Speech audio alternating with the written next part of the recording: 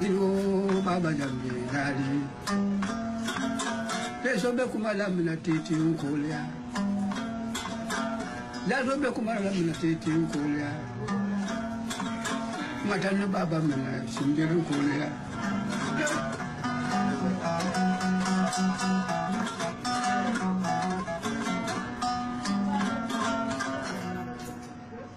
India,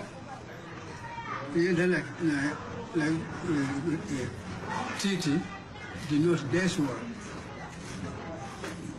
Continua, papi. Deshwar que entra, eu cuido. Esse aí lá, uma hora de noite, entra. Sol manji, capitão Kutu kusana na fulakunda. Kita matal gini, itu gola buka, itu gola, itu makai kabeshe bada umame, kiki mata sumame kusupapi, alibu kabeshe alibu feio, capitão Kutu kutoka sikia. O ataque ao quartel de Tite, povoação situada longe das fronteiras com os países vizinhos, assinala o começo da guerra pelo PAIGC, já antes anunciada por algumas sabotagens.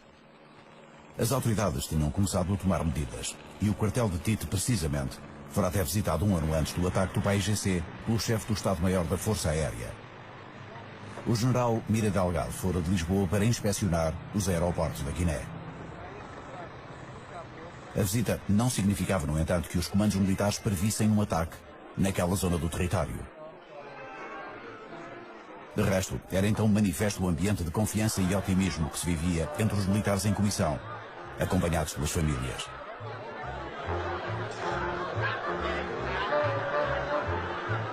No entanto, nem toda a realidade estava na imagem, já que o quartel de Tite era então uma enorme cadeia, onde muitos prisioneiros encontravam a morte.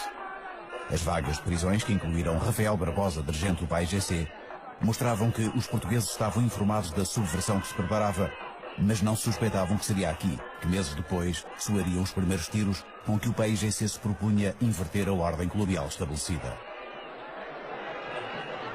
No início, os portugueses pensavam que era chegar e vencer. Era tortura, era violência, era tudo para intimidar as pessoas. Às vezes prendiam pessoas e amarravam no carro e começavam a fazer o carro andar. O pessoa caía e iam arrastar-lhe, arrastando até acabar por morrer. Era tropa punhal. A tropa existente na Guiné em 1961, quando começa a subversão, limitava-se a cerca de 1 milhar de homens, a maioria de recrutamento local, havendo mesmo um centro de instrução militar em Belama.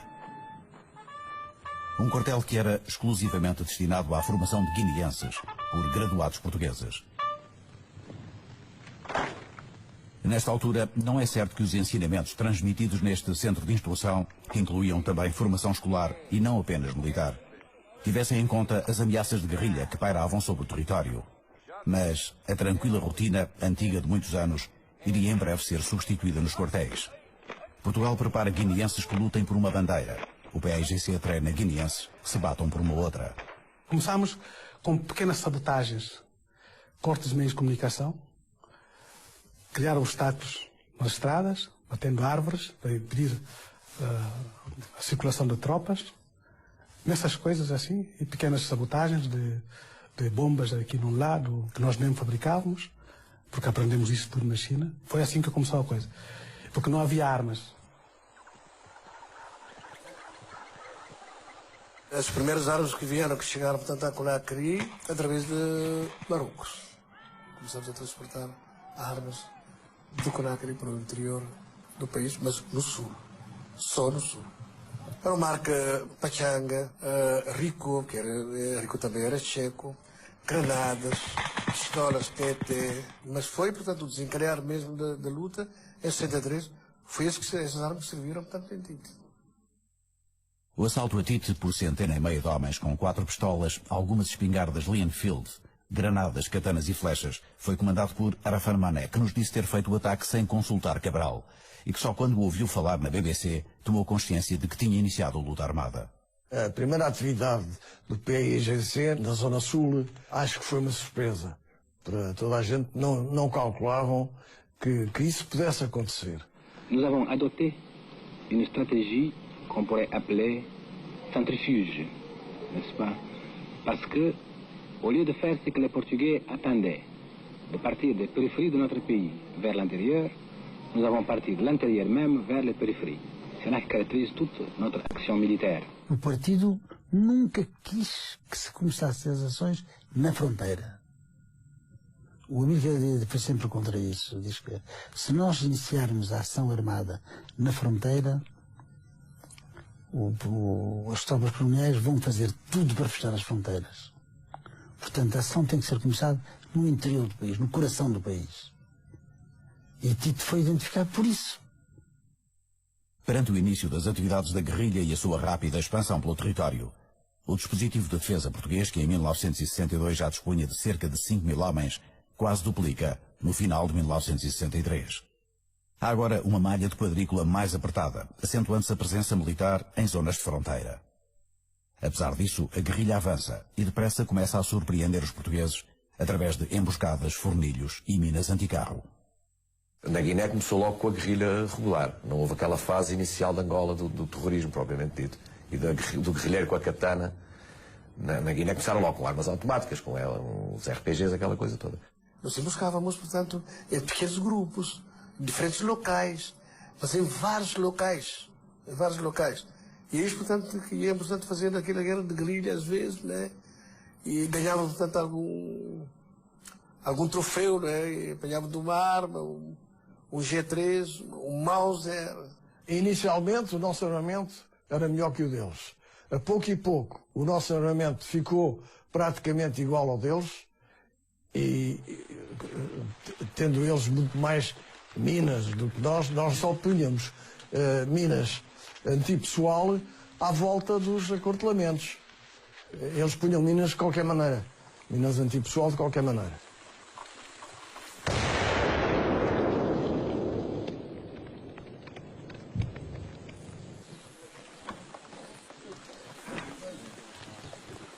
Por causa das minas anticarro, formava-se uma coisa que se chamava a escala dos condenados. Era uma escala entre os condutores, não iam sempre os mesmos.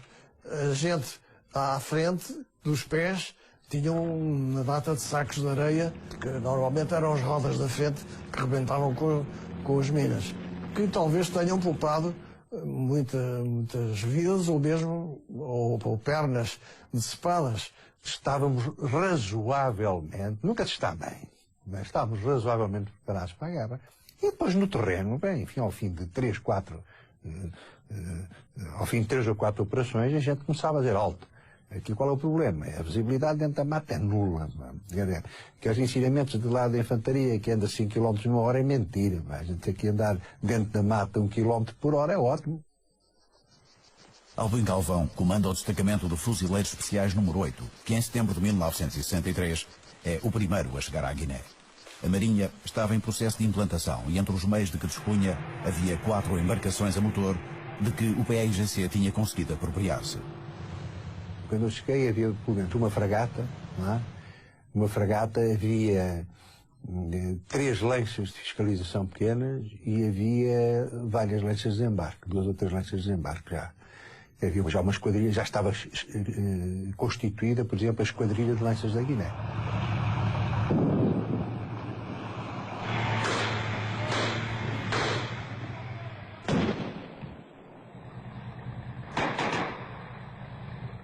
Os chineses eram de opinião que para fazer guerrilha era preciso haver montanhas. Que o guerrilheiro só se pode, de facto, mexer e bem mover-se em segurança quando há montanhas. Mas na Guiné não há montanhas. Então o Amílcar disse, nos seminários, disse, bom, as nossas florestas é que são as nossas montanhas. Grandes áreas de floresta começaram rapidamente a ser atingidas pela guerrilha. 6 meses depois do assalto a Tito, as ações do PAIGC afetavam 15% do território, segundo declarações do próprio Ministro da Defesa, Gomes Araújo. Pouco depois, o jornal norte-americano New York Times identificava uma larga faixa de floresta entre o Losato e Mansabá, onde os acessos aos centros urbanos ocupados pelos portugueses eram flagelados. O jornal acrescentava que 6 aldeias que apoiavam a guerrilha tinham sido destruídas pelo exército e por bombardeamentos, incluindo napalm, de aviões norte-americanos F-86. Eu me lembro, eu pessoalmente só usei Napalm, eu e os pilotos, no norte de Moçambique. Na Guiné, na altura, eu julgo que não havia, nunca tinha ouvido falar sequer de Napalm. Os F-86, que era um avião de caça, que combateu na Coreia, por exemplo, que estava em Portugal ao abrigo da NATO. E esses aviões tinham ido para a Guiné de um modo mais ou menos subreptício. Depois houve pressões internacionais e então julgo que em finais de 64, por aí, tiveram que se retirar do ar. A proibição dos F-86 era uma baixa importante na Força Aérea da Guiné, que não estava ainda estruturada. Para socorro a feridos e apoio logístico havia 5 helicópteros Alouette 2 enviados de Angola e alguns aparelhos da Dakota. Para ações de fogo, sobretudo os T-6, aviões sem velocidade para fugir às antiaéreas que o PAIGC viria a ter. Logo em maio de 1963 morre Eduardo Casals e fica prisioneiro António Lobato, quando colidem no ar os T-6 que pilotavam, depois de um deles ter sido alvejado. Em poucos meses, a guerrilha obrigava os portugueses a retirar populações para zonas fortificadas. Cortava vias de circulação no sul e atravessava o rio Geba, atingindo as matas de Oio e Cantanhês, onde a tropa não entrava.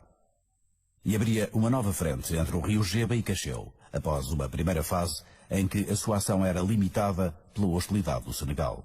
O Sul tinha mais facilidade de apanhar armamento. Nós tínhamos aquele problema no Senegal. E nós tínhamos poucas armas. Pistola, eu, por exemplo, eu tinha uma pistola, eu tinha quase 50 pessoas comigo. Sou o único que tem pistola, sou eu.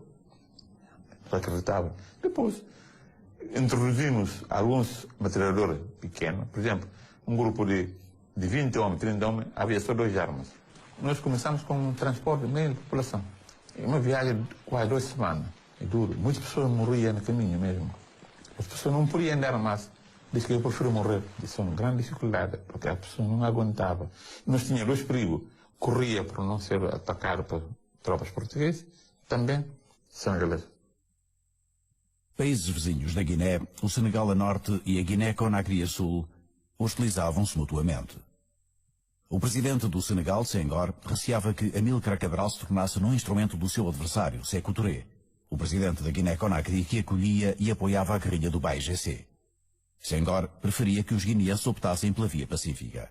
Era contra o uso da violência para se obter a independência. Ele dizia isso claramente.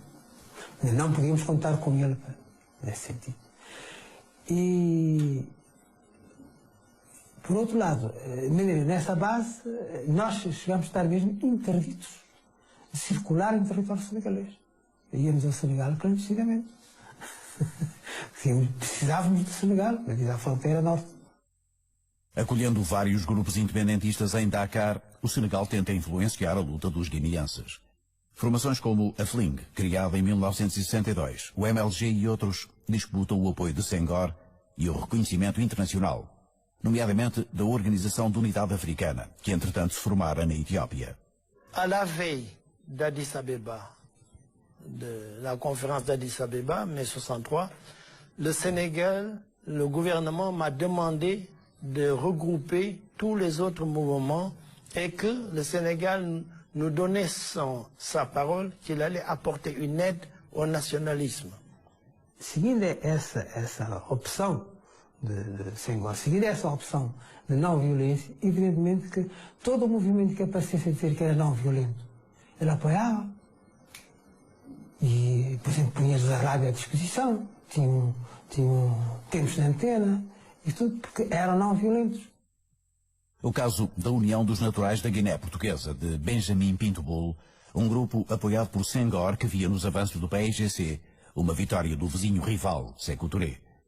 Para dialogar sobre uma autonomia para o território, Pinto Bolo é chamado a Lisboa, num processo que apenas foi noticiado em França. Salazar parece aceitar o projeto, mas depois rejeita-o num longo discurso ao país que começa com uma advertência. Esta é a súmula das minhas palavras de hoje. Vamos a ver se nos entendemos. A unidade nacional, respeitados os seus elementos essenciais, uma capital, um governo, uma política, é perfeitamente compatível com a máxima descentralização administrativa na constituição de órgãos locais e na definição da sua competência.